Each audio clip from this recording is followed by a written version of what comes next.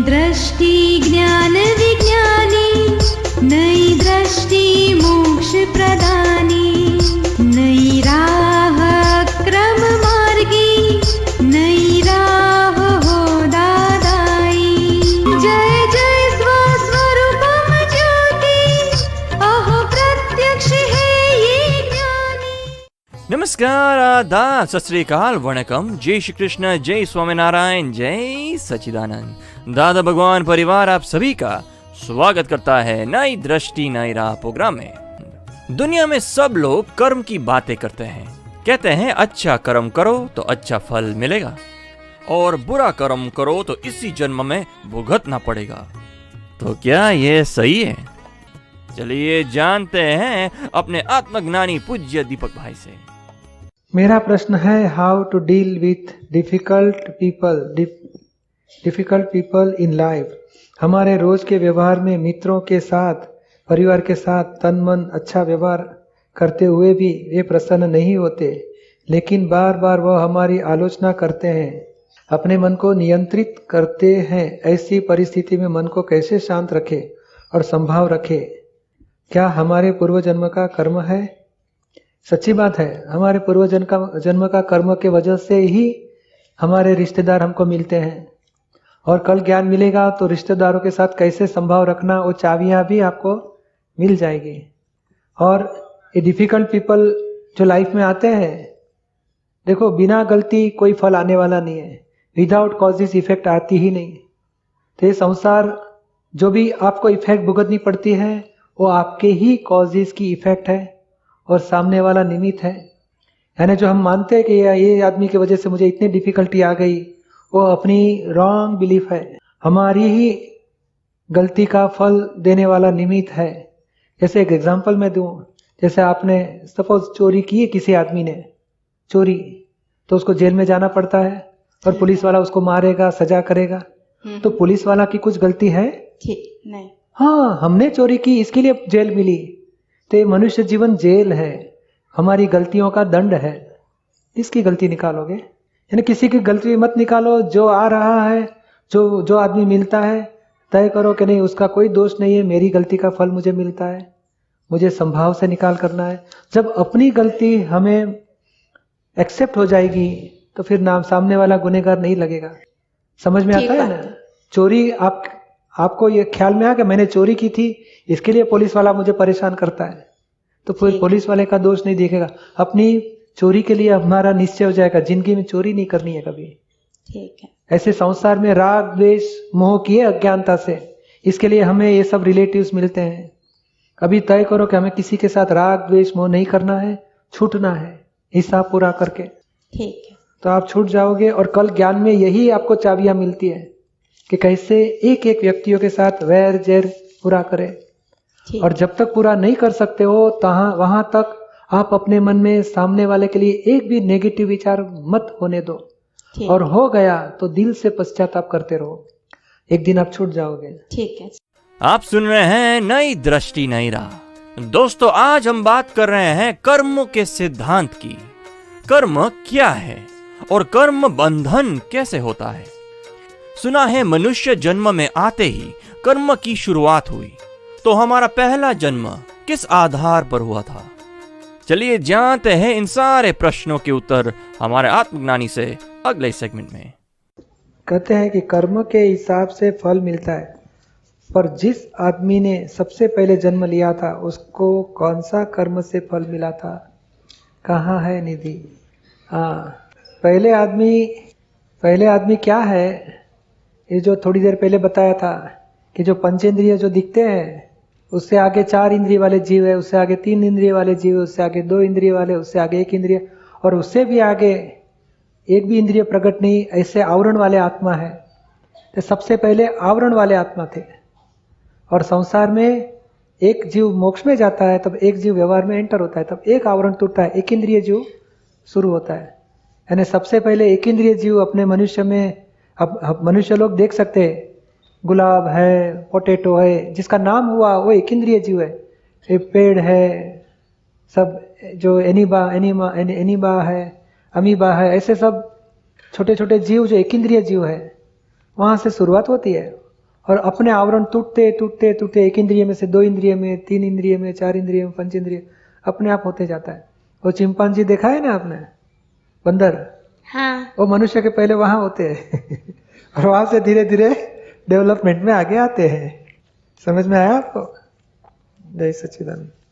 आप सुन रहे हैं नई दृष्टि नई राह। दोस्तों, आज हम बात कर रहे हैं कर्मों के सिद्धांत के बारे में।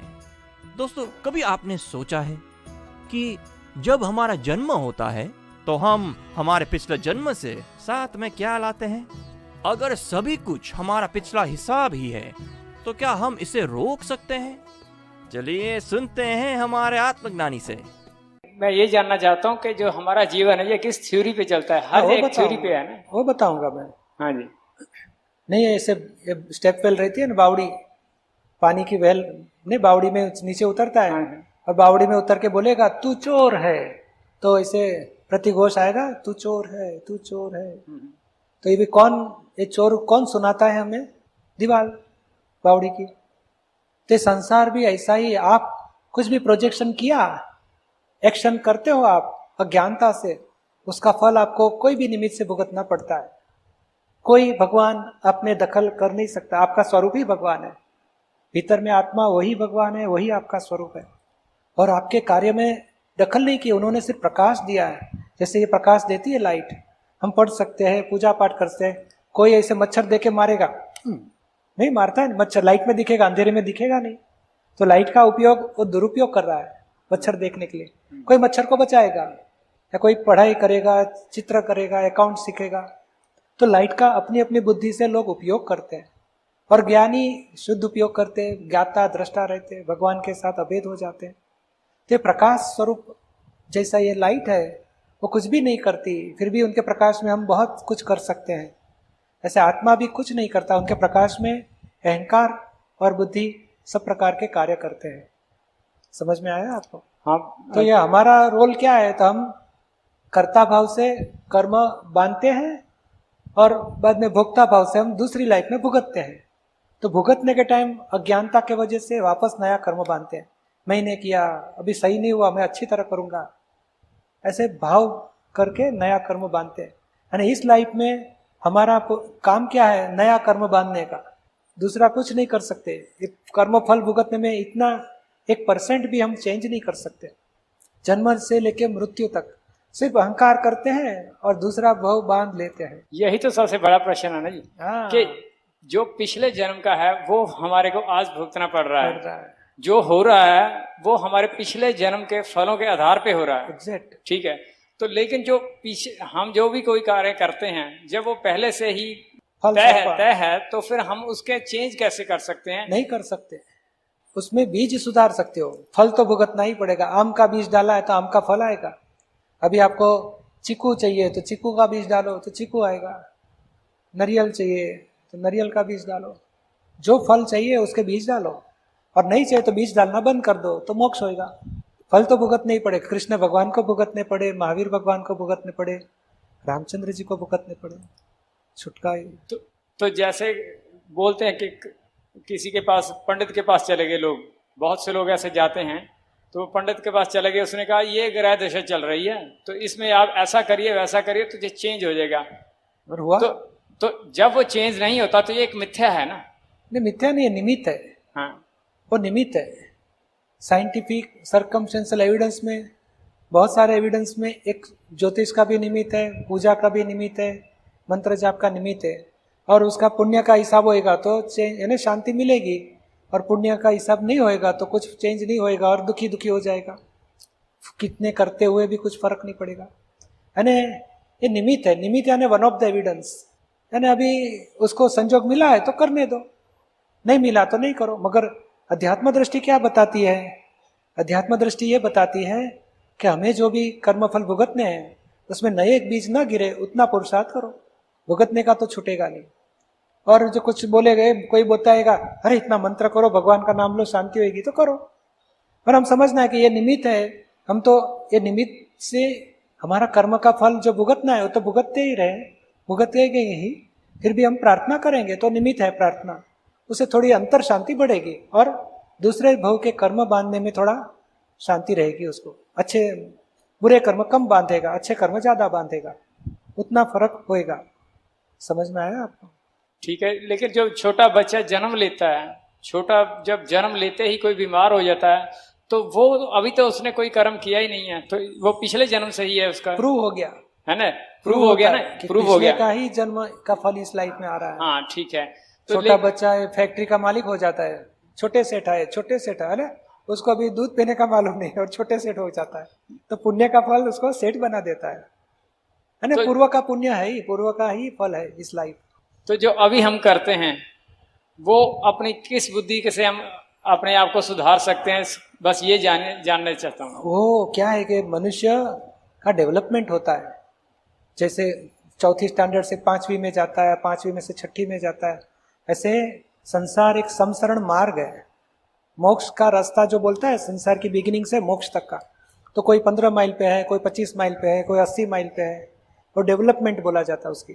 आध्यात्मिक समझ, उपादान, तो वो आध्यात्मिक समझ जिस प्रकार की ऊंची है, तो कोई अपमान करेगा तो शांत रहेगा कि नहीं मुझे झगड़ा नहीं बढ़ाना है, तो उसकी समझ उसको जागृति आती है और वो झगड़ा कम करता है, तो उसको उपादान बोला जाता है। और वही बीज डालने का है, यानी 80 माइल पे है तो 80 में से 81 माइल का बीज वो डालेगा, और किसी की समझ बिगड़ गई, सारे को सीधा करना चाहिए, तो 45 माइल पे है तो झगड़ा करेगा और वैर बढ़ाएगा।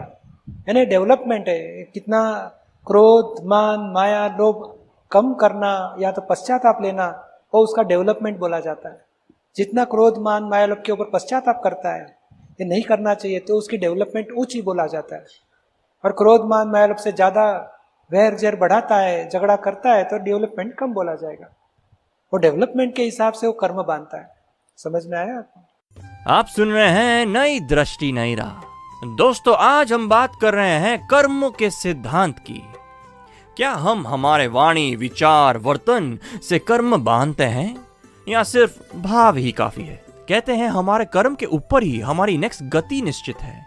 तो क्या कभी हमारा इस जन्म मरण के चक्कर से छुटकारा होगा? क्या हम मोक्ष गति को प्राप्त कर सकेंगे?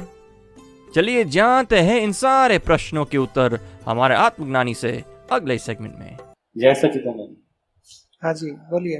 भाव उत्पन्न होने से क्या होता है, और जब हम किसी के प्रति भाव बनते हैं हमारे, जैसे किसी को हमने देखा परेशान है, वो भाव बने हमारे, या कोई टीवी देखा उसमें भाव बन रहे हैं, वो उसका क्या अलग अलग है। ये संत महंत को देख के भाव होता है, वो प्रभाव बोला जाता है, उससे हमारी ऊर्ध्वगति होती है, बीज गिरेंगे अच्छे।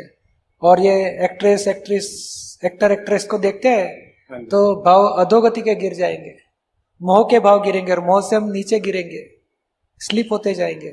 और ये धर्म के, भक्ति के भाव से हम ऊर्ध्वगति में जाएंगे। वो हमने जैसे भाव बने हो, वो कोई देखा सीरियल या कोई कुछ देखा, उसका फिर पश्चाताप वगैरह हम करें या ये मोह में हम समझना चाहिए, ड्रामेटिक है, उसमें मोह करने जैसा नहीं है। इतनी जागृति रखो, ये ड्रामेटिक कर रहे हो लोग। सच्चा कोई विलन सच्चा विलन नहीं हो तो दिल में बहुत अच्छा होगा बाहर तो, मगर विलन का रोल कर रहा है तो हम रोल में द्वेष कर देते हैं, और थोड़ा मोह दृष्टि से भी देखते, विकारी दृष्टि से, क्या पहना है, कैसे कपड़े है, कैसा रूप है, मोह करते हैं, और मोह से हम बुरे बीज डालेंगे। समझ में आता है आपको?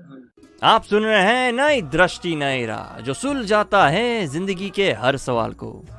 दोस्तों, तो एक छोटा सा भाव ही हमारे अगले जन्म की मन, वचन, काया की बैटरी को चार्ज करता है और हमारे संसार व्यवहार की घटमाल को चलाता रहता है। ज्ञानी से ज्ञान पाकर ही इन सारे कर्मों से मुक्ति मिल सकती है। तो चलिए, आत्मज्ञानी से ज्ञान पाने के लिए अधिक जानकारी के लिए लॉग ऑन करें hindi.dadabhagwan.org या फिर ईमेल करें dadaonradio@us.dadabhagwan.org या फिर फोन लगाए 1877-505-3232 एक्सटेंशन 23 या फिर दादा भगवान फाउंडेशन यूट्यूब चैनल को सब्सक्राइब करें। आज के लिए हमें दे इजाजत, कल फिर मुलाकात होगी, तब तक के लिए स्टे इन द प्रेजेंट। जय सच्चिदानंद। प्रत्यक्ष है ये ज्ञानी, प्रत्यक्ष है ये ज्ञानी।